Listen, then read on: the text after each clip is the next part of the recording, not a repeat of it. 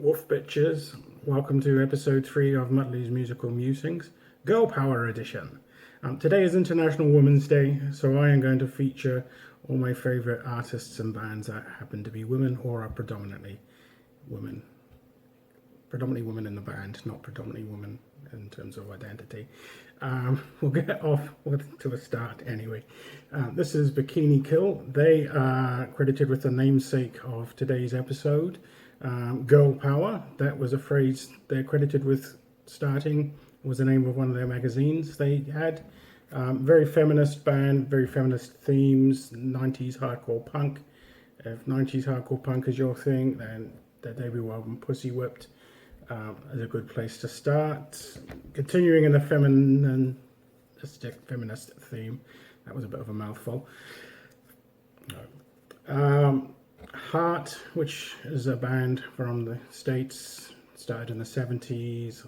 Some of you probably know who they are. This is their second album, which is Little Queen, where their big hit Barracuda is from. Most of you know the story, I should hope.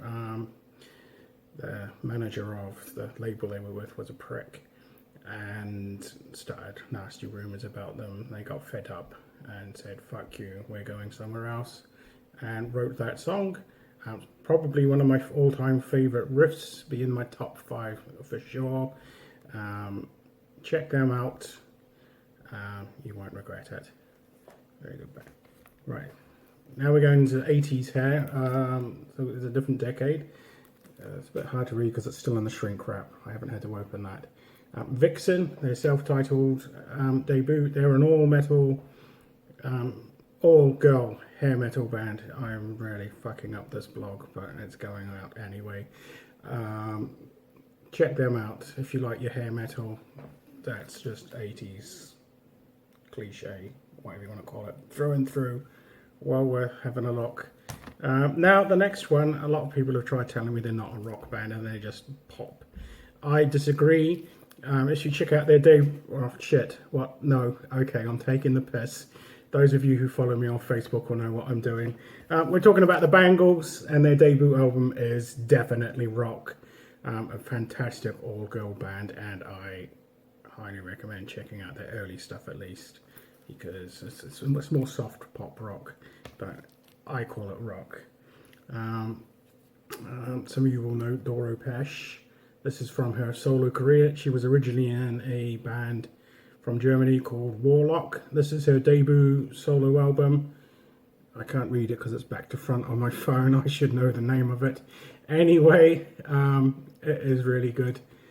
Let's have a look. Force, yeah, I don't know how to pronounce that second word. Majeure, we'll say. Force Majeure. Check her out. I'm actually going to go and see her live in, I think it is September. I can't remember when all my gigs are because I've probably bought too many. Yes, I'm going to go and see her live. I am really looking forward to seeing her.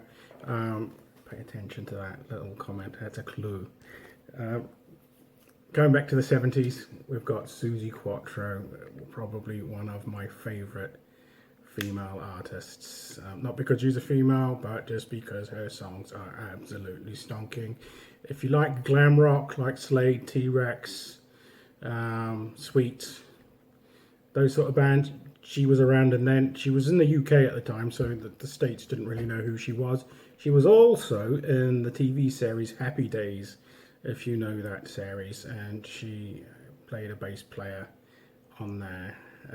She didn't even need to audition, apparently, according to the Wikipedias, but how much of that is true and how much of that is shit, I don't know. But yeah, she was on Happy Days. She is amazing.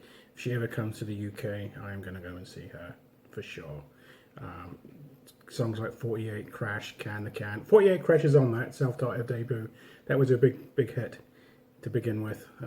Chin and Chapman, there's a little useless fact for you.